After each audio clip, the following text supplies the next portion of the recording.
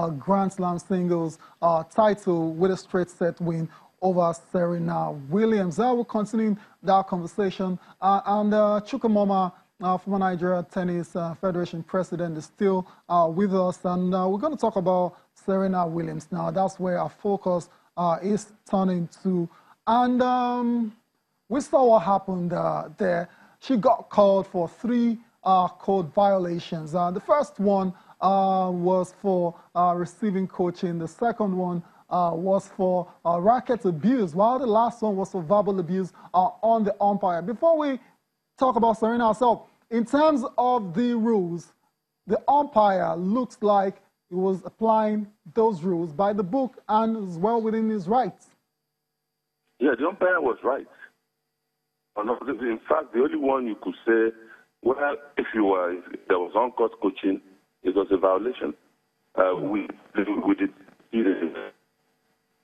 because that's where coaching is allowed. It's a violation. And our coach later admitted, Pt.2 admitted that he was coaching. Now, it didn't matter whether Serena saw her coach or not. That is not for the umpire to begin to find out. The fact was that it was going on. He saw her coach, Patrick, and gave her a penalty. That was right. Right. And then when she smashed her racket, after being broken back by Naomi, she was, of course, getting desperate. It was automatic. Now, you don't go calling an umpire a liar, a thief, you know. If you did that in football, you know what the consequences would be. Yeah. Whoever you are, if you are Pele, if you are Maradona, it wouldn't matter. I was watching the cricket match between India and England just yesterday, and one of India's legendary bowlers, Anderson, all he did was question the referee for not giving out an appeal he made. He was fined 15% of his match fee. If you will have mentioned anything like that, he's thrown out of the game. I mean, players are the superstars. They are making all the money in the world. $3.8 million for winning the U.S. Open alone. These officials who compliment them, they are making the peanut comparatively. There should be respect shown for them and for the rules.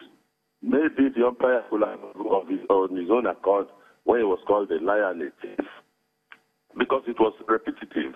Yes. He might have chosen some other path, but you notice that when the referee was called, the referee upheld it.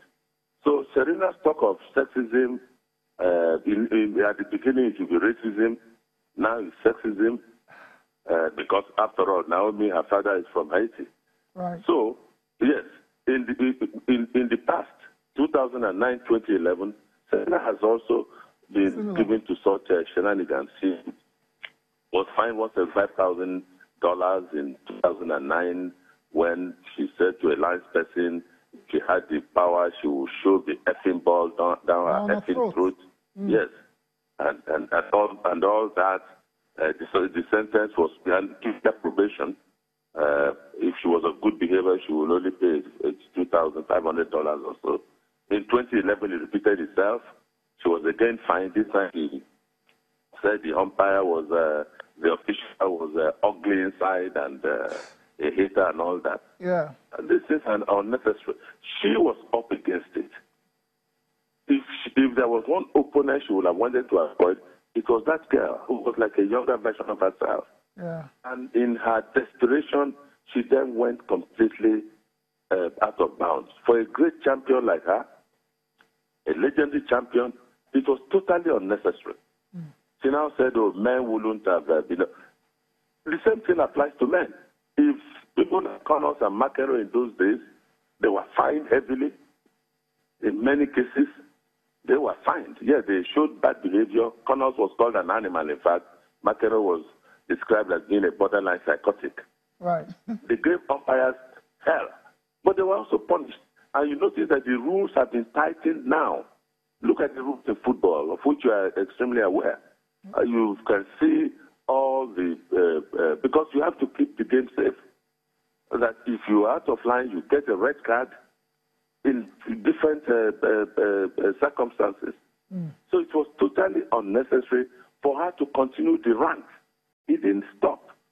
it was a continuous monologue. The umpire, Ramos, is one of the most experienced umpires in the circuit. He's done so much. He's well respected. In fact, I think this was going to be his last U.S. Open tournament as an official. And Serena just lost it. I was shocked. She put pressure on herself with all the celebrities. She made the whole thing a news item and all that. Yeah, I agree that the press also added to it, going for her 24th baby mama and all sorts of things. She was fighting for women's rights and men. After all, some of the umpires she saw, the one she was talking about women being ugly inside, bad inside, was a woman. So it just didn't hold water. It was just sad that this poor young girl was denied her moment of glory. But she will get it eventually because I think the future is extremely bright for her. Absolutely. You know. Yeah, absolutely. Thank you so much, Mr. Momah, for taking our time to talk to us this morning. It's a whole lot, going on down there, especially having WTA right now backing Serena Williams for her actions. Okay. We'll leave it there. But then, interesting. I like where he's ended by saying there will be more moments for Naomi to shine. Yeah, because there's no doubt about it. What happened on Saturday, totally the moment. Yeah, rain on our parade. Everyone's talking about Serena Williams instead of talking about a young lady who was on fire, who played a very, very remarkable game to emerge champion. But it is what it is. Naomi Osaka is the 2018 U.S. Open champion. Nothing is going to take that away from her, regardless of the controversies and the drama. That's right there, showing off our trophy in New York atop the Rockefeller Center. And I'm not an expert when it comes to body language, but look at her face. There's something about. I mean, when you win your first major. Okay, you're talking about. I mean, look at her. Look at her face. She doesn't look like tired. Yeah, apart from tiredness, I still think the event of the final is still clearly, with her, and she's just not enjoying the moment thoroughly. That's what I think from her body language. Yeah, that's the way it is. I mean, you wouldn't blame where's the her, smile? Where's the big smile? But sometimes she has flashes of it, but it's really no permanent. Like, it's still in her. Although she said it hasn't sunk in yet. Maybe when she returns home, perhaps. Tokyo, there's going to be one WTA tournament next week, she's right? Going to, so she's going to, maybe when she gets there, I think then it will actually sink in that she actually, faced her idol at the final, and she was able to beat out convincingly despite the other aspects of the whole drama-filled night. Let's hear from her now. Well, it still doesn't really feel that real. I think right now what I'm feeling is very tired is the main thing I feel. So hopefully as that wears off, then I'll start feeling more happy. Well, the thing is I'm not really sure what happened between Serena and the umpire. And I keep getting asked questions about it, but I'm not too sure. But for me, I don't know. I think it's still a win, so I'm just going to count it as that. I feel like everyone wants to win slams and be number one, so that's my goal too.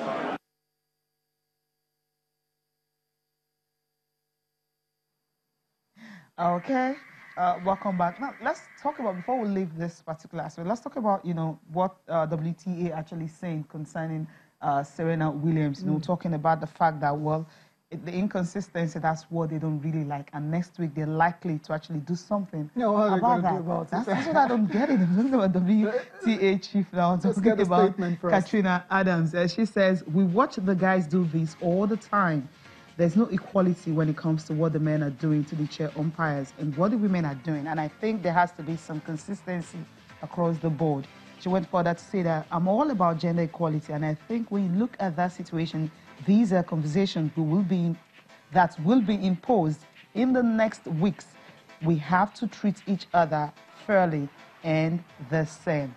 It's talking about the fact that some guys have done this and they've gone away with it. But But we know umpires and all that, they use their discretion. Sometimes they feel that I can't take this. Why some like, okay. But when it comes to depends Carlos on Ramos, what's being said as well. Right. Yeah, you could have a rant at an umpire and use certain words, BS and whatever. But you haven't exactly called him a thief or a liar or question his integrity in front of a live audience.